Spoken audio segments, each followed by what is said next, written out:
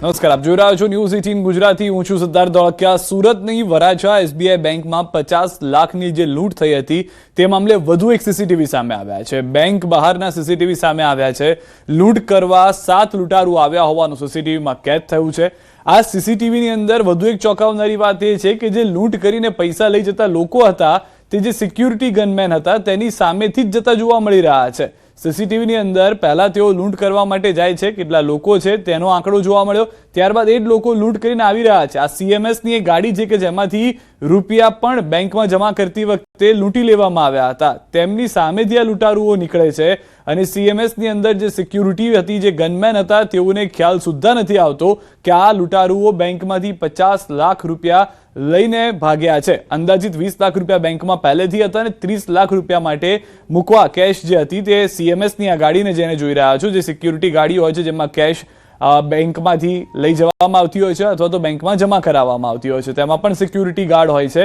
તેઓની સામે આ લૂંટારુઓ જતા જોવા મળી રહ્યા છે. હાલમાં સીસીટીવી જે બહાર બેંકની સામે આવ્યા છે તેમાં સમગ્ર ઘટના જોવા મળી રહી છે. બીજી એક જે પરિસ્થિતિ જોવા મળી રહી છે કે લૂંટ થયા બાદ પણ ત્યાં આગળ હલચલ જે હતી તે સામાન્ય હતી. લોકોને કદાચ ખ્યાલ પણ નથી આવ્યો કે બેંકની અંદર લૂંટ થઈ છે. પોલીસ પહોંચી તે પહેલા અન્ય આસપાસમાં કોઈ લોકો પણ એવા જોવા નથી મળી રહ્યા કે જે લૂંટારુઓને રોકવાનો પ્રયાસ કરતા હોય અથવા તો ત્યાં આગળ લૂંટારુઓને જોઈને કોઈ જાણ કરવાનો પ્રયાસ કરતા હોય. તેઓ પણ આ લૂંટથી અજાણ હોય તેવું લાગી રહ્યું છે. પરંતુ હાલમાં સીસીટીવીની મદદથી પોલીસ હવે એ તમામ લોકોને પકડવા માટે વધુ તપાસ જે છે તે પણ હાથ ધરી ચૂકી છે. પરંતુ ચોંકાવનારી વાત એ છે કે જ્યાં લૂંટ થઈ છે, જ્યાં સિક્યુરિટી ગાર્ડ બેંકમાં થી પણ તેઓ સુરક્ષિત બહાર નીકળતા જોવા મળી રહ્યા છે. ત્યારબાદ અન્ય 2 ગનમેન કે જે સીએમએસની ગાડીમાં હતા, જેઓ સિક્યુરિટીવાળા હતા, તેઓને પણ તેઓ ચકમો આપીને ત્યાંથી ફરાર થતા જોવા મળી રહ્યા છે. કેટલાક ચાલીને ત્યાંથી નીકળી રહ્યા છે. અંદાજિત 7 જેટલા લૂંટારૂ હોવાનું હાલમાં પ્રાથમિક જાણકારીમાં જાણવા મળ્યું છે. રાજકોટથી સમાચાર. મુરલીધર નર્સિંગ કોલેજની ઘટના. લાઇબ્રેરીમાં પંખો પડતા 3 વિદ્યાર્થીની ઇજાગ્રસ્ત થઈ છે. ઇજાગ્રસ્ત વિદ્યાર્થીનીઓને સારવાર માટે ખસેડાઈ છે. વિદ્યાર્થીનીઓએ કોલેજ સંચાલક સમક્ષ રોષ ઠાલવ્યો છે. કડક એક્શન લેવા પણ માંગ કરવામાં આવી છે.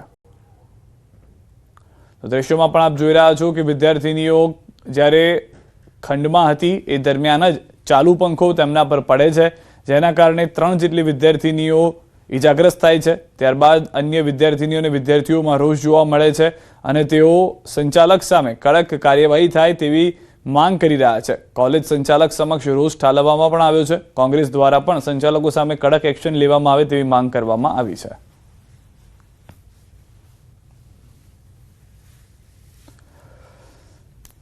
કચ્છથી સમાચાર. ભુજમાં રસ્તા પર નીકળવું બન્યું છે જોખમી. દાદા સાથે ઘર નજીક રસ્તો ક્રોસ કરી રહેલા પૌત્રને કારે મારી છે ટક્કર. અકસ્માતની ઘટના સીસીટીવીમાં કેદ થઈ છે. મોટા પીર રોડ પર મુસ્લિમ ચોકડી નજીક સર્જાયો છે અકસ્માત. ગંભીર રીતે ઘાયલ પૌત્રને સારવાર અર્થે ખસેડવામાં આવ્યો છે. દાદા સાથે પૌત્ર જઈ રહ્યો હતો. આપ જોઈ રહ્યા છો કે જે દ્વિચક્રી વાહન પર જઈ રહ્યો છે એ દરમિયાન જ પૌત્ર ઉતરે છે અને જવાનો પ્રયાસ કરે છે પાછો, ત્યારે કાર ચાલક તેને અડફેટે લે છે. આ દ્રશ્યોમાં પણ આપ જોઈ રહ્યા છો કે જે નાનું બાળક છે તે ઇજાગ્રસ્ત થઈ જાય છે. જે ગંભીર રીતે ઇજાગ્રસ્ત હતા તેને સારવાર માટે હોસ્પિટલ ખસેડવામાં આવ્યા હોવાની જાણકારી છે. થરાદમાં સમૂહ લગ્નમાં ઋષિ ભારતી બાપુનો હુંકાર. ભાજપ પ્રમુખના નિવેદન બાદ હુંકાર. અમુક પાર્ટીના પ્રમુખોને બોલાવવાનું ભાન નથી. ભારતી બાપુ ગેનીબેન પર આપેલું નિવેદન નારી શક્તિનું અપમાન. આવું નિવેદન સાંભળી મને દુઃખ થયું તેવું જણાવી રહ્યા છે. ખોટી વાત થાય એનો વિરોધ પણ કરીશ. અમુક પાર્ટીના પ્રમુખો જેને બોલવાનું ભાન નથી, સ્ક્રિપ્ટ હાથમાં લઈને બડબડ ઓલા ઇલેક્ટ્રોન મશીન બોલે એમ બોલવા મળે, હે એ કોઈ પાર્ટીનો પ્રમુખ છે એમ કહે છે કે અમે ગેનીબેનના સાડીના પાલવમાંથી અમુક સીટો ખેંચી લાવ્યા. તમે આ એક નારી શક્તિના પાલવ સુધી હાથ નાખી શકો તો આ કેટલો અભદ્ર વ્યવહાર છે. તમારી માનસિકતા કેટલી નિમ્ન કક્ષાની છે. વિચારો તો ખરા. આ 40% આપણા સમાજના માતૃશક્તિ આ બાબતનો કડક વિરોધ કરવો જોઈએ. ગેનીબેન પર જગદીશ વિશ્વકર્માનું નિવેદન. ગેનીબેનના સાડીના પલ્લુમાંથી સીટો ખેંચી લાવ્યા. આ વખતે તમારા પોતાની સીટની અંદર આ ભારતીય જનતા પાર્ટીનો કાર્યકર્તા, બૂથનો કાર્યકર્તા એ તમારા સાડીના પલ્લુમાંથી બાંધેલી સીટો વાંચકી અને ભગવો લહેરાઈને આવ્યો છે. નતમસ્તક વંદન કરવાનું મન થાય મિત્રો તમામ કાર્યકર્તાઓને. કમર્શિયલ ગેસ સિલિન્ડરના ભાવ વધારા મુદ્દે કોંગ્રેસના મુખ્ય પ્રવક્તા ડોક્ટર મનીષ દોશીએ કેન્દ્ર સરકાર પર પ્રહાર કર્યા. તેમણે કહ્યું કે આ ભાવ વધારો રેસ્ટોરન્ટ અને નાના ધાબાઓ ચલાવતા વેપારીઓ પર સીધી અસર કરશે. 1 જાન્યુઆરીથી અત્યાર સુધીમાં 7 વખત ભાવ વધારો કમર્શિયલ ગેસમાં કરાયો છે. કમર્શિયલ ગેસના સિલિન્ડરનો ભાવ 3100 રૂપિયા થશે. 2026માં કમર્શિયલ ગેસના ભાવમાં રૂપિયા 1500 સુધીનો વધારો થયો છે. જે સિલિન્ડરનો ભાવ 1 જાન્યુઆરી 2026થી શરૂ થતો હતો તે સમયથી લઈને આજ દિન સુધી 1 મે સુધીમાં 1500 રૂપિયા જેટલો વધારો એટલે કે લગભગ બમણા ભાવ કોમર્શિયલ ગેસના કરી દેવામાં આવ્યા છે.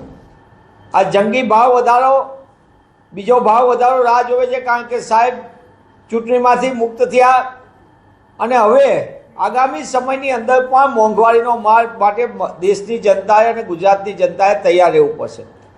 દ્વારકામાં સતત બીજા દિવસે પણ બુલડોઝર ગર્જના જોવા મળી છે. ગેરકાયદે દબાણો પર બુલડોઝર ફરી વળ્યું છે. પોશિત્રા ગામે સરકારી સર્વે નંબર 567માં આવેલ ધાર્મિક દબાણો તોડી પાડવામાં આવ્યા. પોશિત્રા ગામે સરકારી જમીનની 650 ચોરસ મીટર જમીન ખાલી કરાઈ. દ્વારકા તાલુકાના વરવાડા સ્થિત સરકારી જમીન સર્વે નંબર 51માં આવેલ ધાર્મિક દબાણો અંદાજિત 15,000 ચોરસ મીટર જમીન ખાલી કરાઈ. હજુ પણ ડિમોલિશન કામગીરી યથાવત. सबसे पहले वरवाला में और उसके बाद यहाँ पे पोचित्रा में तो सरकारी ज़मीन जो खाली की गई है वो तकरीबन 15,650 स्क्वायर मीटर की है और उसकी मार्केट वैल्यू तकरीबन 1,24,00,000 है. ઉપલેટાના પડવલા ગામમાં ગંભીર ગુનામાં સંડોવાયેલા આરોપી સામે પોલીસ અને વહીવટીતંત્રએ કડક કાર્યવાહી કરી. આરોપી દ્વારા સરકારી જમીન પર બનાવવામાં આવેલ આશરે 1 કરોડ રૂપિયાનું ગેરકાયદેસર આલિશાન મકાન આજે ભારે પોલીસ બંદોબસ્ત વચ્ચે તોડી પાડવામાં આવ્યું હતું. ગત 30 માર્ચના જીવલેણ હુમલા કેસમાં સંડોવાયેલા આરોપીઓની ધરપકડ બાદ તપાસ દરમિયાન તેમની ગેરકાયદેસર મિલકતો પણ બહાર આવી હતી. મુખ્ય આરોપી હાલ ફરાર છે અને તેની શોધખોળ ચાલુ છે. અગાઉ આપવામાં આવેલી નોટિસ છતાં દબાણ દૂર ન થતા અંતે તંત્રે ડિમોલિશન કરી જમીન ખાલી કરાવી છે. ગેરકાયદેસર દબાણ હટાવવામાં આવ્યું છે. આ દબાણ સરકારી જમીનમાં લગભગ 300 ચોરસ વારમાં હતું અને એમાં આરોપી અલી મોહમ્મદ તૈયબભાઈ શેઠા દ્વારા લગભગ 1 કરોડની મિલકત ઊભા કરવામાં આવેલી હતી. હાલ જમાં આ આરોપી એક 307ના ગુનામાં ફરીથી સામે આવ્યો છે. આઈપીસી 307ના આરોપી અલી મોહમ્મદ તૈયબ શેઠા, જેનું ગેરકાયદેસર મકાન રહેણાંક મકાન પડવલા ખાતે હોય તો એના આધારે ગ્રામ પંચાયત દ્વારા એ લોકોને 3 નોટિસ પાઠવી અને એમની પાસે જવાબ મેળવેલ છે. જવાબના અંતે એમની પાસે કોઈ એવા અધિકૃત પુરાવા ન હોય અને ગઈકાલે એમની નોટિસની મુદત પૂર્ણ થતી હોય આજે આ એમના મકાનની ડેમોલિશનની કાર્યવાહી હાથ ધરવામાં આવી છે. મારી ઉપર હુમલો કરેલો, મને જાનથી મારી નાખવા માટે, અને 2018ના ફાયરિંગનો ખાર રાખીને અમારી ઉપર ફાયરિંગ કરેલું, એની અમે ફરિયાદ કરેલી, એનો ખાર રાખીને મારી ઉપર હુમલો કરેલો હતો એને. પણ આની અંદર મને પૂરેપૂરો ન્યાય મળ્યો અને પૂરેપૂરો સંતોષ થયો. સુરતની સમાચાર. સચિન જીઆઈડીસી વિસ્તારમાં બાળકીની છેડતી 11 વર્ષીય બાળકીની છેડતીને લઈને સ્થાનિકોમાં આક્રોશ. દુકાનદારે છેડતી કર્યાનો પરિવારનો આક્ષેપ. પ્રભુલાલ માળી નામના દુકાનદાર સામે નોંધાઈ ફરિયાદ. સચિન જીઆઈડીસી પોલીસે હાથ ધરી તપાસ.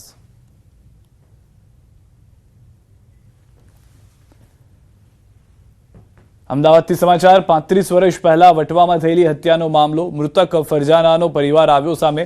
10 દિવસ પહેલા ક્રાઇમ બ્રાન્ચના અધિકારીએ કર્યો હતો સંપર્ક. ફરજાના અંગે ક્રાઇમ બ્રાન્ચે કરી હતી પૂછપરછ. ફરજાના 17-18 વર્ષની હતી ત્યારે પરિવાર છોડી દીધો હતો. પરિવારના સભ્યોએ શમશુદ્દીનને મળી ફરજાના અંગે તપાસ કરી હતી. શમશુદ્દીને ફરજાના ગુમ થઈ હોવાનું પરિવારને જણાવ્યું હતું. પરિવારે કહ્યું કે ક્રાઇમ બ્રાન્ચ અમારા માટે ભગવાન સમાન છે.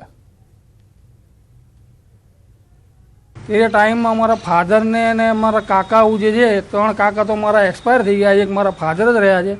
તે લોકો એવું કહેતા હતા કે અમે એનું જે બધું હતું એ બધું બાળી નાખ્યું હતું. ફોટા છે, વિડીયો હતા, એમ કે જે હતું એમનું કોઈ પ્રૂફ રહ્યું નહોતું. કેમ કે અમને લોકો એવું કહે કે આપણા એમ કે ઘરમાં રખાય એવા હતા નહીં, ત્યારે એ રીતનું કંઈ માનતા નહોતા કે હેરાન કરતા હશે ઘરમાં. ત્યારે અમારા મોટાઓએ અમને એવું કીધું. આ એ મારા ફઈ છે, મારા ફઈએ કીધું હતું કે અમે સાથે ભણતા હતા, 17-18 વર્ષના હતા એ, ત્યારથી એ ઘરમાંથી નાસી ભાગી જતા હતા. કેટલી વાર એ નાસેલા છે, ભાગેલા છે એ રીતનું. છોટાઉદેપુરમાં ચૂંટણીના પરિણામ બાદ ભાજપની હારનો વિવાદ. જિલ્લા પંચાયતની મોટી સડલી બેઠક પર આમ આદમી પાર્ટીની જીત થઈ. ભાજપના ઉમેદવારની હાર થતા ધમોડી ગામમાં નવીન બનેલ આરસીસી રોડને તોડી નાખવામાં આવ્યો, જેના કારણે ગામ લોકોને હાલાકી પડી છે. ચૂંટણીના પરિણામ બાદ જેસીબી સાથે કેટલાક લોકો હાથમાં દંડા લઈ આવ્યા હોવાનું કહેવામાં આવી રહ્યું છે. ગામ લોકો તરફથી ભાજપના નેતાઓ અને કાર્યકરોએ ગામમાં ડરનો માહોલ ઉભો કર્યો હોવાનું પણ લોકોનું કહેવું છે. ત્યારે આ મામલે ગામના લોકો મામલતદાર કચેરીએ જઈ રજૂઆત કરશે. સ્થાનિક સ્વરાજ્યની ચૂંટણીમાં નર્મદાની રાજપીપળા નગરપાલિકા સાથે નાંદોદ અને તિલકવાડા તાલુકા પંચાયતમાં ભાજપે સત્તા કબજે કરી છે. આ જીત બાદ હવે પ્રમુખ અને ઉપપ્રમુખના હોદ્દાઓ માટે ચહલપહલ તેજ બની છે. રાજપીપળા કમલમ ખાતે સેન્સ પ્રક્રિયા યોજાઈ, જેમાં પ્રદેશમાંથી આવેલા પ્રતિનિધિઓએ જીતેલા સભ્યો સાથે બેઠક કરી હતી. સભ્યોની પસંદગી, ઈચ્છાઓ અને જરૂરી માહિતી એકત્ર કરવામાં આવી. હવે આ સેન્સ પ્રક્રિયા આધારે આગામી દિવસોમાં પ્રમુખ અને ઉપપ્રમુખના નામો નક્કી થશે, જે સામાન્ય સભામાં સત્તાવાર રીતે જાહેર કરવામાં આવશે.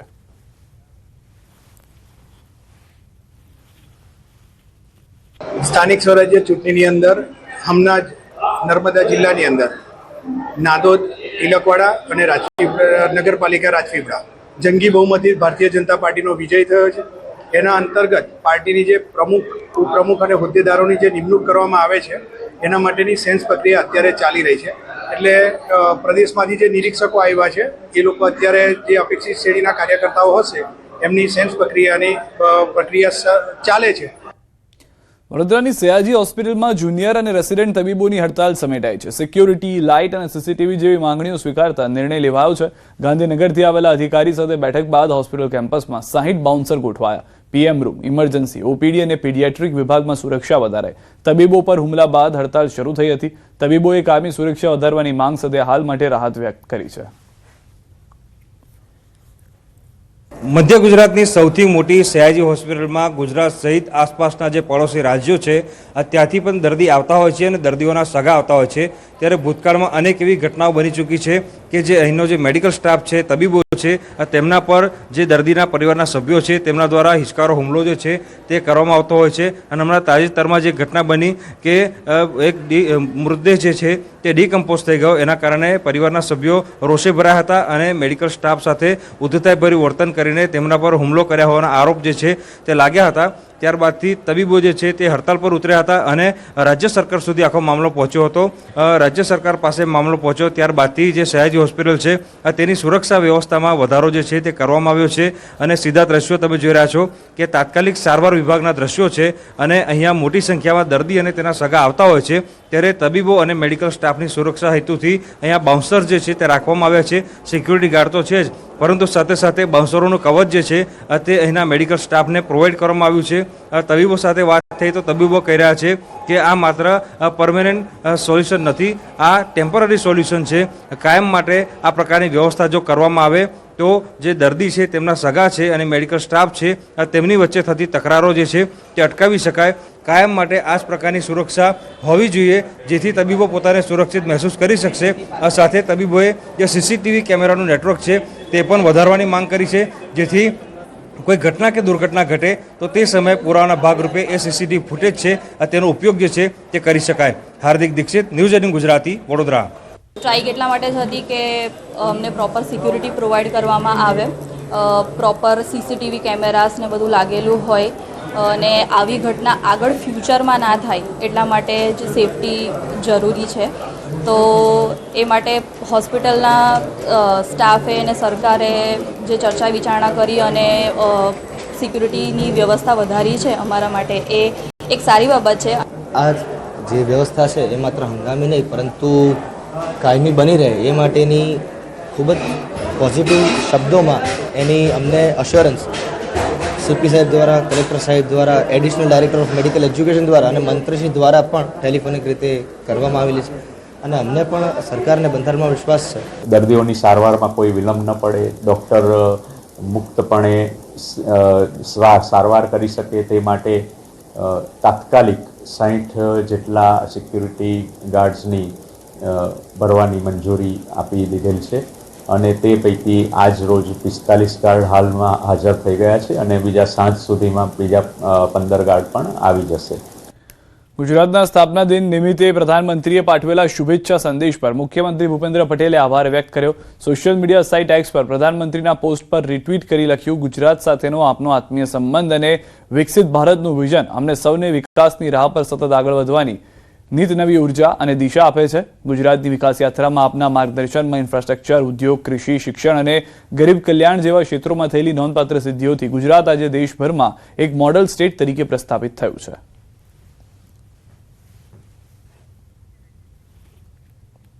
નર્મદા જિલ્લા પંચાયત અને તાલુકા પંચાયતની બેઠકો ગુમાવ્યા બાદ ભાજપ હવે હારના કારણો શોધી રહી છે. ભરૂચના સાંસદ મનસુખ વસાવાએ હારનું ઠીકરું આપ પર ફોડ્યું છે. સાંસદના મતે આમ આદમી પાર્ટીએ આ વિસ્તારમાં એવું મોટું કોઈ કામ નથી કર્યું, પરંતુ આદિવાસીઓને ગેરમાર્ગે દોરવાનું કામ કર્યું છે. આમ આદમી પાર્ટી તો એક મોહરું છે. આપ પાછળ કેટલાક પરિબળો કામ કરી રહ્યા છે, જેને કારણે ભાજપને નુકસાન થયું છે. હું ચોક્કસ કેટલીક વાતો સાચી સ્વીકારું છું કે ક્યાંક જિલ્લા પંચાયતની 1-2 સીટ, તાલુકા પંચાયતની 2-4 સીટ જિલ્લાના જે જવાબદાર લોકોએ પસંદગી જે કરી છે એમાં થોડી થાપ ખાઈ ગયા છે. ઉમેદવારીની પસંદગીમાં થોડો થાપ ખાઈ ગયા, પણ એ 5% કે 10%, પણ બાકીનો મોટો ભાગનો ભાગ જો ભગજો હોય તો ખોટો અપપ્રચાર, સમાજને, આદિવાસી યુવાનોને ગેરમાર્ગે દોરવાના કેટલાક પ્રયાસો, કેટલાક પરિબળો કરી રહ્યા છે. એના કારણે આજે ભારતીય જનતા પાર્ટીને આટલું નુકસાન છે. હવામાન વિભાગની હીટવેવ આગાહીના પગલે અંબાજી પંથકમાં તાપમાન 41 ડિગ્રી પાર જતા ભારે ગરમીનો પ્રભાવ જોવા મળી રહ્યો છે. ગરમીના કારણે ઝાડા, ઉલટી અને વાયરલ ફીવર જેવા રોગના કેસમાં વધારો થયો છે, જેના કારણે અંબાજીની સરકારી હોસ્પિટલમાં દર્દીઓની સંખ્યા વધી રહી છે અને ઓપીડી 300થી વધીને 400 ને પાર પહોંચી છે. હોસ્પિટલમાં જરૂરી દવાઓ અને સારવારની સંપૂર્ણ વ્યવસ્થા ઉપલબ્ધ કરવામાં આવી છે. તબીબો દ્વારા લોકોને બિનજરૂરી બહાર ન નીકળવા, હળવા કપડાં પહેરવા અને છાશ, લીંબુ પાણી જેવા ઠંડા પીણા લેવા અપીલ કરવામાં આવી છે.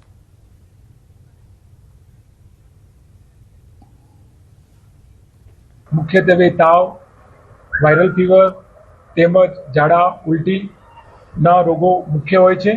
અત્યારે કોઈ એવા લૂ લાગવાના કેસ કોઈ આવતા નથી, પરંતુ જે પ્રમાણે ગરમીનું પ્રમાણ વધી રહ્યું છે તેથી આવનારા સમયમાં લૂ લાગવાના કેસ આવી શકે છે અને તે માટે અમારે એના માટે સ્પેશિયલ બેડ તેમજ દવાઓ અને તેમજ તબીબો અહીંયા હાજર હોય છે. રાજ્યના મુખ્ય પ્રવાસન સ્થળો હવે વધુ સુરક્ષિત અને ટુરિસ્ટ ફ્રેન્ડલી બનવા માટે અત્યાધુનિક ટુરિસ્ટ પોલીસ સ્ટેશનો બનાવવાની જાહેરાત કરવામાં આવી છે. પ્રથમ તબક્કામાં ડાંગ, દેવભૂમિ દ્વારકા અને ગીર સોમનાથમાં વ્યવસ્થા કરાશે. ડાંગમાં સાપુતારા હિલ સ્ટેશન માટે સાપુતારા પોલીસ સ્ટેશન બનાવવાની તૈયારી ચાલી રહી છે. સાપુતારામાં પ્રોજેક્ટ હેઠળ હેલ્પ ડેસ્ક, કિયોસ્ક અને ટુરિસ્ટ એપ્લિકેશન જેવી સુવિધાઓ ઉપલબ્ધ કરાશે, જેથી પ્રવાસીઓને ત્વરિત મદદ અને સુરક્ષા મળી શકે. આ નિર્ણયને હોટલ એસોસિએશને આવકાર્યો છે. તેમના મતે આ પ્રયાસોથી પ્રવાસન વધુ સુલભ અને સુરક્ષિત બનશે. में एक टूरिस्ट पुलिस स्टेशन की अपनी एक स्पेसिफिक टीम होगी, जो कि अगर कहीं पे कुछ बनाव बनता है तो वो क्विक रिस्पांस टीम तरीके काम करेगी और वो क्विक वहाँ पे पहुँच जाएगी. जितना उनसे हो सकता है वो इशू जो है सॉर्ट आउट करने की प्रयत्न करेंगे और अगर किसी बनाव में हमें लगता है कि FIR दाखिल करने की ज़रूरत है, वो सापुतारा मेन पुलिस स्टेशन में जाके टाई अप करने में उसके लिए ईजी रहेगा. तो सापुतारा में लाखों की जो संख्या में लोग आते हैं, उनकी सेफ्टी के लिए और उनकी एक इन्फॉर्मेशन उन्हें तुरंत ही मिल जाए, उसके लिए एक हम ये पहल कर रहे हैं. गुजरात पुलिस द्वारा सापुतारा में टूरिस्ट पुलिस स्टेशन और मल्टीपल हेल्प डेस्क की शुरुआत पर्यटन और होटल बिजनेस के लिए एक अत्यंत सराहनीय और स्वागत योग्य पहल है.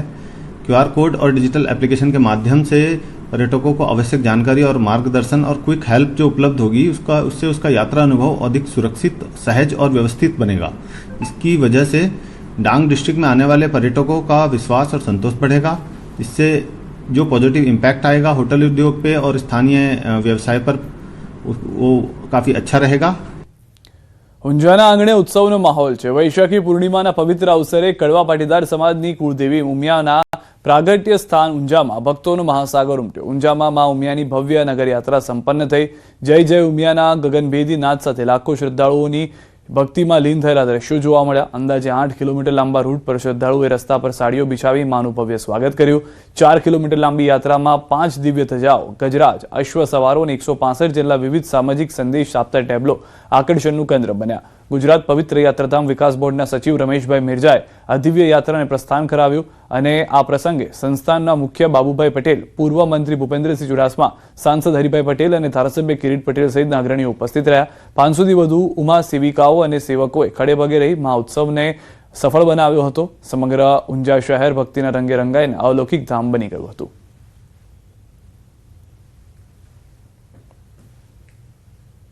આ યાત્રા 8 થી 9 કિલોમીટર થાય છે અને બધી પ્રજા ચાલતી ચાલતી આખા નગરની યાત્રા કરશે. વિશેષ આકર્ષણ શું હોય છે? કેટલા ટેબલો હોય છે યાત્રામાં? યાત્રામાં જ્યાં જરૂર પડે ત્યાં પાણી, નાસ્તો, ચા, એના ટેબલો જગ્યા જગ્યા પર મૂકેલા છે અને સેવાની ભાવનાથી બધા કામ કરીએ. હું આજે અહીંયા આવીને મારી જાતને ધન્ય અનુભવું છું. બધાને આજના દિવસની ખૂબ ખૂબ શુભકામનાઓ પાઠવું છું. અને હમણાં જ લોકશાહીનું પર્વ હમણાં જ ગયું છે અને ગુજરાતના લોકોએ આ લોકશાહીના પર્વને સાચ અર્થમાં ઉત્સવની જેમ માન્યું છે. એની પણ અભિનંદનને શુભેચ્છા પાઠવું છું. જગત જનની માં ઉમિયાના આજે શોભાયાત્રાની લીલી ઝંડી આપવાનું મને સૌભાગ્ય પ્રાપ્ત થયું હતું. એ બદલ ઉમિયા માતાજી ટ્રસ્ટનો હું ખૂબ ખૂબ આભારી છું. આજે આપણે જાણીએ છીએ કે સમગ્ર ઊંઝા શહેર અને સમગ્ર ગુજરાતમાંથી લોકો અહીંયા માતાજીના દર્શન કરવા આવ્યા છે અને આ શોભાયાત્રામાં સહભાગી બન્યા છે. સુંદર વ્યવસ્થા ઉમિયા માતાજી ટ્રસ્ટ તરફથી કરવામાં આવી છે. અનેક લોકો આજે આ આખું ઊંઝા આજે બંધ પાડીને માતાજીની યાત્રામાં આ ફેસ્ટિવલમાં જોડાય છે. આ ઉત્સવ ખરેખર અમારા માટે ગૌરવ સમાન છે. આજે મા ઉમા આખા ઊંઝામાં બધાને દર્શન આપશે. લોકો ભક્તો પણ ભાવ વિભોર થઈને માતાજીને ત્યાં પ્રાર્થના અને માતાજીના આશીર્વાદ મેળવશે. આ નગરયાત્રાની અંદર સૌ જ્ઞાતિ જાતિના લોકો ખૂબ ઉત્સાહભેર જોડાતા હોય છે અને દરેક જગ્યાએ સોસાયટી વાઇઝ અને મહોલ્લા વાઇઝ મા ઉમિયાના રથનું ભવ્ય સ્વાગત સન્માન કરવામાં આવતું હોય છે અને દરેક જગ્યાએ કોઈના કોઈ પ્રસાદ દ્વારા સૌ ભક્તોને આવકારવામાં આવતા હોય છે. અંબાજી પંથકના આદિવાસી લોકોમાં પશુ બલિની પ્રથાનો આખરે અંત આવ્યો છે. હવે માતાજીને શ્રીફળ અને સુખડીનો પ્રસાદ ધરાવીને પરંપરા બદલવામાં આવી. વૈશાખી પૂનમ નિમિત્તે અંબાજીમાં માનવ મહેરામણ ઉમટી પડ્યું. આદિવાસી ભાઈ બહેનો મોટી સંખ્યામાં માતાજીના દર્શને પહોંચ્યા. પરંપરાગત વસ્ત્રો અને વાજિંત્રોના નાદ સાથે અંબાજીના માર્ગો પર ભક્તિમય માહોલ સર્જાયો. જય અંબેના નાદ સાથે શક્તિપીઠમાં વનવાસી સંસ્કૃતિ અને આસ્થાનો અનોખો સંગમ જોવા મળ્યો. ભટજી મહારાજે જણાવ્યું કે આ વનવાસી બંધુઓ આજના દિવસે આગલું વર્ષ કેવું જશે તેના શુકન પણ જોતા હોય છે. કે આદિવાસી સમાજનો મેળો હોય છે અને આજુબાજુના ગામમાં રહેલા તમામ આદિવાસીઓ ભેગા થઈ અને માતાજીને સુખડી અને શ્રીફળનો પ્રસાદ ધરાવતા હોય છે અને તેમના પોશાકમાં આવતા હોય છે અને આ રીતે માતાજીની એમને જે બધા ભેગા થઈ અને માતાજીના શકન જોતા હોય છે. શકન એટલે કે વરસ સારું જશે કે નહીં તે તેમના શકન ઉપરથી નક્કી થતું હોય છે. અમારી પરંપરા છે આદિવાસીની જે મીઠી સુખડી ચડાવીએ છીએ અને અમારા મોનતા હે અને એ અમારા લોકોને માતાજીને ચડાવવાની છે એટલે અમારા સૌ આદિવાસી આજુબાજુના ગામડાના એ આવે છે. સમાચારોમાં 13 આપ જોતા રહો ન્યૂઝ 18 ગુજરાતી.